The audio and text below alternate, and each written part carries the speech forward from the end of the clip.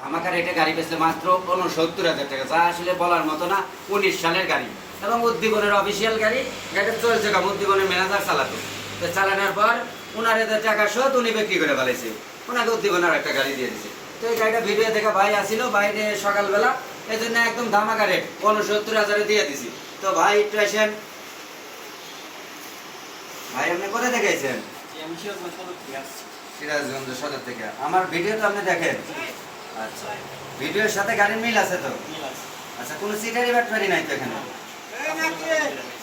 আচ্ছা, আর মানুষ থেকে আসতে পারবে? ও, মানুষ বলে ভাই কত জায়গায় গাড়ি কিনলে ডেবিটে দেরি করে দেয়, কাগজ দেয় 15 দিন পর। আরে আমরা গাড়ি কিনি নগদে, আমাদের কাগজ আগে কিনি তারপরে গাড়ি কিনি। তো আমরা কাগজ ওইভাবে বুঝা তারপরে দেব। এই ভাইকে স্মার্ট কার্ড দিলাম,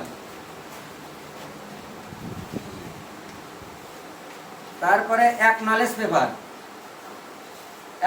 পেপার যেটা বিআরটিসি প্রথমে দেয় কাগজ করলে। তারপরে এলে উদ্দীপন থেকে প্রত্যয়নপত্র দিয়ে দিছে, যে গাড়িটা ইনার নামে দিয়ে দিছে, উদ্দীপনার আর দায়ভার নাই। প্রত্যয়নপত্র এবং প্রত্যয়নপত্র মালিকের ভোটার আইডি কার্ডের ফটোকপি। তো এসএস মোটরস গাড়ির কাগজ পরে দেয় না, কারণ এসএস মোটরস বাকিতে গাড়ি কেনে না। এসএস মোটরস ক্যাশে গাড়ি কেনে, ক্যাশে বেচে এবং ওই দিনই কাগজ বুঝা দেয়। তো এসএস মোটরসের ব্যবসা এটাই ভালো। তো ভাইয়ের কাছ থেকে এখন টাকা বুঝা নেব ভাই, কাগজ দিলেই তো টাকা দেন নাকি? ওকে ওকে ভাই, তো আসেন আমার নাকি? ওকে।